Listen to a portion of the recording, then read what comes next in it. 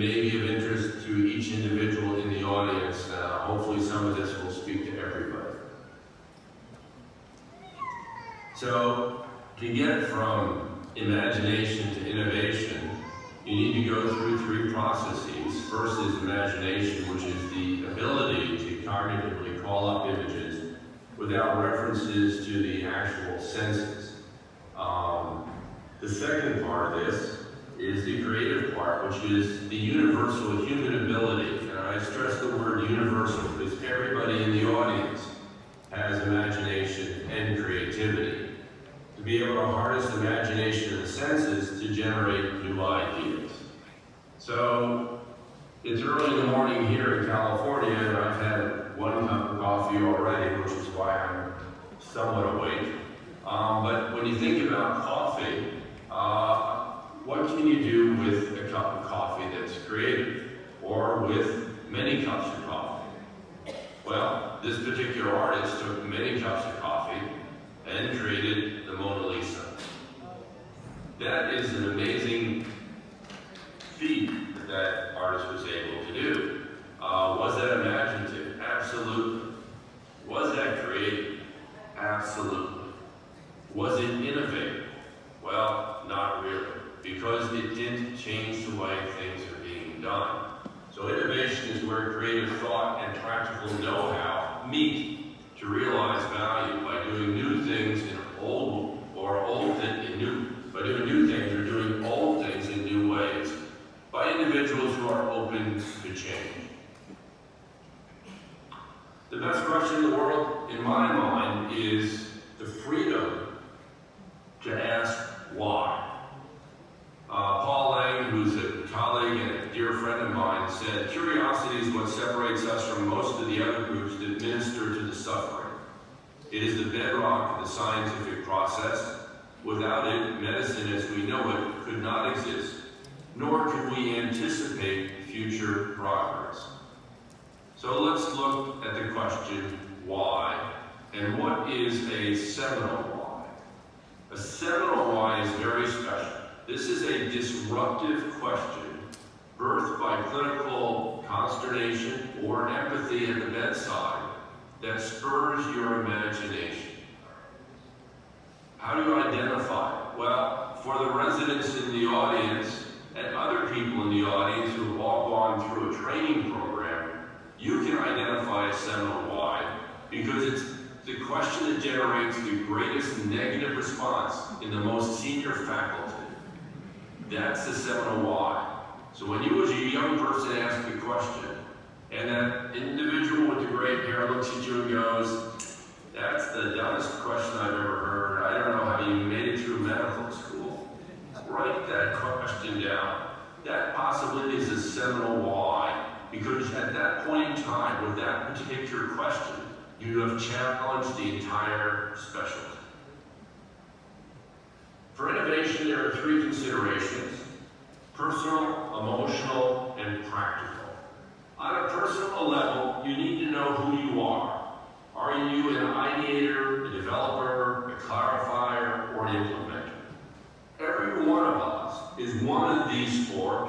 Some of us may be two of the four, and maybe the very rare individual has three of the four personalities. But I've never met anybody who has all four. And so what this is saying is that to innovate, it's a team sport. You need more than just yourself. For example, here's Steve Jobs saying that people who are crazy enough to think they can change the world are the ones who do. So he came up with the idea for Apple Computer. But Steve Jobs could not do this alone. He needed Steve Wozniak.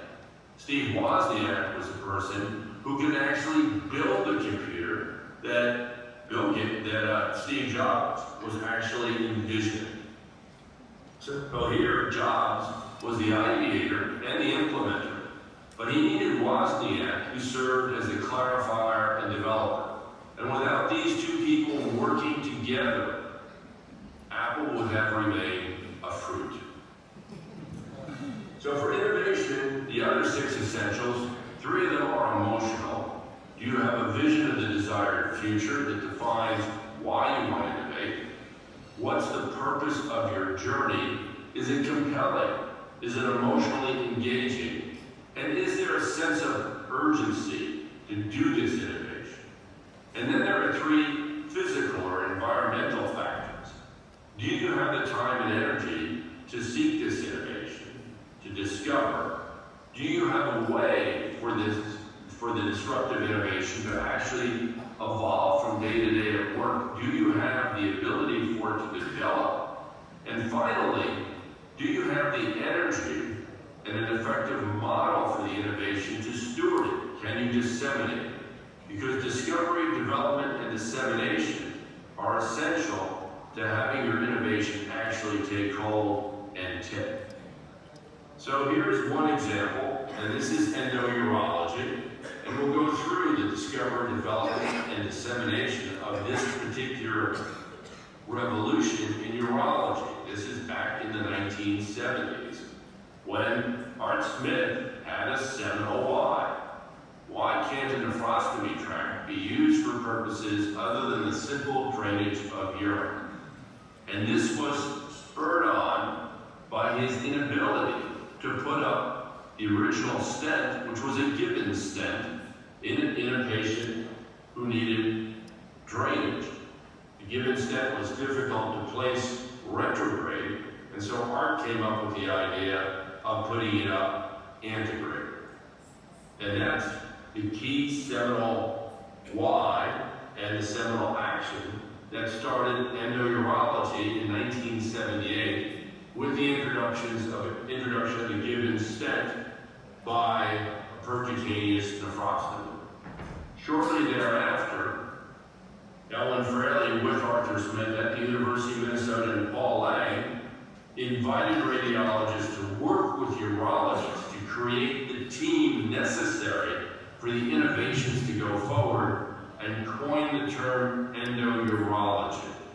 And ended the editorial comment that if we view this as an opportunity and a challenge, rather than as a threat, our patients will benefit and our specialty will be enhanced rather than diminished. He, in this editorial, drew a bigger circle to embrace the radiologist rather than fight the radiologist. And then soon this happened at meetings everywhere. This is Art Smith's original poster presentation at the AUA. And the closed-controlled manipulation of the urinary tract began to take off. It had gone through the stages of discovery and development, and the developments continued with balloon dilators, flexible nephroscopes, stents, electrodes, and a whole host of instrumentation for minimally invasive urology that could be applied to stones, obstruction, and upper tract transitional cell cancer. The third part of this, though, was the dissemination, and this was key. And this is the beginning of the courses at the University of Minnesota, which were first given in November of '82, and I was able to work on with Art Smith. This is the original team, if you will. This is Art over here, Carol, Bob Miller, Dave Hunter, Willie Castaneda, all radiologists working with urologists, Kurt Sheldon, Rob Kahn, Ray Clem Chu, and the late and brilliant Keith Kay, all coming together to basically educate urologists and radiologists working together in the new field of endourology. So if one looks at the personal factors, the team, the ideator was Art Smith, ever social, ever independent, ever adventurous, ever all-inclusive and collaborative. The developer was Bob Miller, who had the skill to actually take what Art imagined and make it real. Bob was one of the most skilled interventional radiologists that I've ever worked with. The clarifier was Paul Lang, who constantly challenged, is this the right thing to do? Is this the way to go? And then finally, an implementer who was a radiologist, Kurt Amplatz, who was developing instruments in his lab, along with Ellen Fraley, who allowed this and encouraged this to go forward. Without this team, endourology would have never, ever come into being. The emotional factors were there because the desired future was surgery with minimal incisions, reduce the pain and suffering of our patients. And the urgency was there because every day, without endourology, we were being forced to make large incisions to take out kidney stones and ureteral stones. We were fortunate at the University of Minnesota to have the practical and the physical factors because I had protected time to work in the laboratory. Also, we had the Amplas lab to develop things, and Cook Urology was there with Fred Romer, very interested in developing these new products. And finally, when we wanted to hold courses, Cook Urology, Boston Scientific, Karl Storz all came together to support the courses. So everything came together to allow this innovation to come into being. So what about creativity in you? Let's look at a few things. I want to go through a few people here who are famous. First one would be Albert Einstein, who said there are only two ways to live your life. One is as though nothing is a miracle. The other is as though everything is a miracle. And it is this sense of wonder that is absolutely essential to spur your imagination that then feeds your creativity, which will then develop your innovations. The other one is what Ernest Hemingway once said about neoteny, which is the ability to rediscover or never lose your inner child, which is another way of saying wonder and its ongoing persistence in you regardless of age is essential. Hemingway said the thing is to become a master and in your old age to acquire the courage to do what children did when they knew nothing. So it's very important to be able to have the domain knowledge and then pretend how would things look if you did not have that knowledge, to approach it from a fresh point of view. Specific suggestions and musings I'm going to talk about Picasso, Gandhi, and Winston Churchill. It was Picasso who said, without great solitude, no serious work is possible. So if you're going to innovate, there are several things you want to think about. You cannot force yourself to create. You need to find some quiet time. To set up specific times each day for your email or your phone calls, get that out of the way, and then find time for yourself. If need be, create a bogus meeting with yourself. Declare a lab day. Or, as I did it in Washington University, every 6th week was a lab week. When I was not doing clinical work, I was going to the lab, and this was blocked out a year in advance. Find a place at work to hide, and don't tell anyone where you are, so that you can actually have some quiet time, uninterrupted moments where you can actually think. The final act of creation is a singular activity or event that's based on all that has been consumed and communicated. This is not going to occur at work. It's going to occur when you are on the beach in Goa.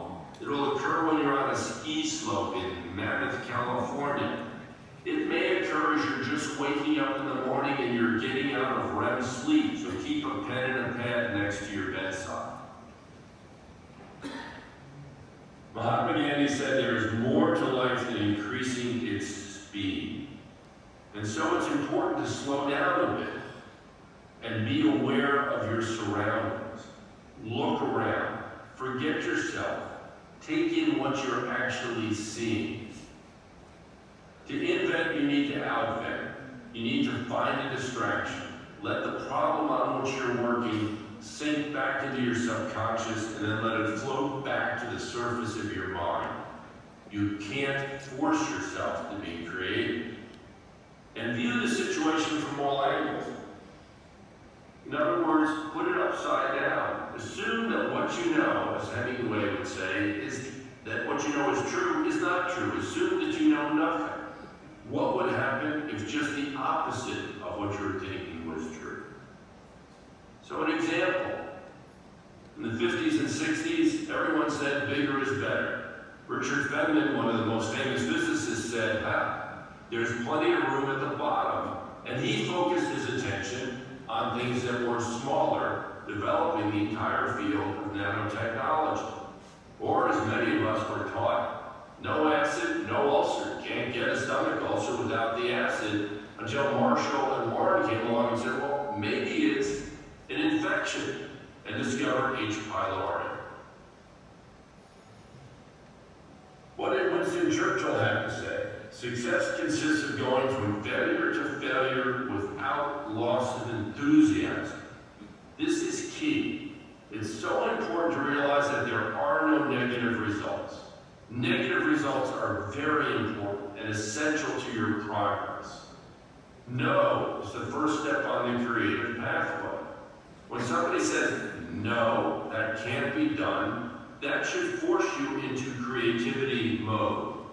No is not a final answer, it's an invitation to be creative. Each change in the planned course of events, again, should not cause dismay. It's an opportunity for new discovery. Embrace it. So, for example, if you're Steve Walton Lillehad and your children are dying because your cardiac surgery is routinely unsuccessful, and you can't develop a cardiopulmonary pump because you don't have the right tubing, but you happen to go out to drown your sorrows at a beer pub, and you look at the tubing there and you say, whoa, that's the tubing we need, and that's exactly what he did for his first cardiopulmonary bypass pumps. Or, if you happen to be Alexander Fleming and you come in the next morning after a long day at the office and you forgot to eat your lunch, and you notice something around your sandwich and it's a little bit putrid in areas, but other areas it's not, and you go, why is this? And that was how he discovered penicillin. So, what is your personal creative ability? What is your brain set? So there's a wonderful book by Shelley Carson called Your Creative Brain that she published in 2010. You can go online and even take a test, and it will tell you what are your 7 creative abilities in order. So when you look at this, she talks about the ability to connect divergent thoughts, the ability to reason, the ability to envision things, imagine things, the ability to take in knowledge or absorb things, the ability to redirect negative results into positive actions, the ability to evaluate your ideas, and then there's a special thing called streaming where you are just in the zone. You are not even aware of time. These 7 states of mind break down into 2 clear pathways. 1 is evaluate, and 2 is reason. So that's the deliberate pathway. The other pathway is spontaneous, which has the connect, the envision, the absorb, the transform, and the stream attributes. It's good if you have at least one of these in the deliberate and one or more of these in the spontaneous pathways, so you can flex in and out of this particular aspect of your thinking abilities. The other thing that's important for things to go forward, you need mentors and colleagues that are understanding and supportive. I was very fortunate to train at the University of Minnesota under Dr. Elwyn Fraley, may rest in peace, who was just a superb mentor, who supported your ideas even though they seemed way out there or on quote-unquote the lunatic fringe. I also was fortunate enough to be a resident when Art Smith came to the University of Minnesota, and Art had all these ideas about how can you dissolve stones.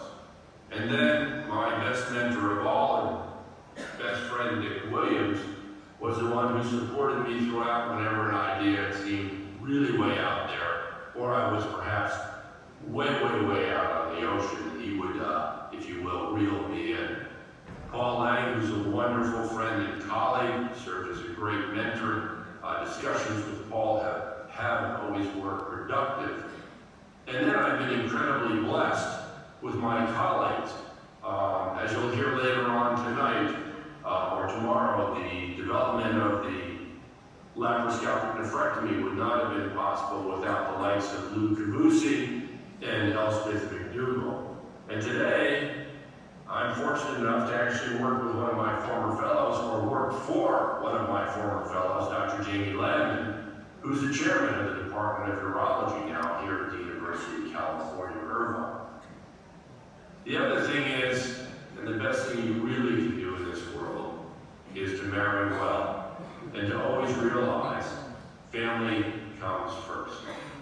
So in conclusion, from a standpoint of creativity and innovation, you need to know yourself and know your brain sense. Recognize when you've asked a seminal why. Realize that to then take your imagination and creativity and transform it into an innovation, you need the personal aspects and the team, you need the emotional aspects, and you need the practical aspects in order for your innovation to actually become a reality. And then from a personal standpoint, fill your personality gaps with great team players, seek first-rate mentors, cherish your colleagues, and always love your family. William Faulkner said, always dream and shoot higher than you know you can do. Don't bother just to be better than your contemporaries or predecessors. They are not your competition. Try to be better than yourself. Thank you very much.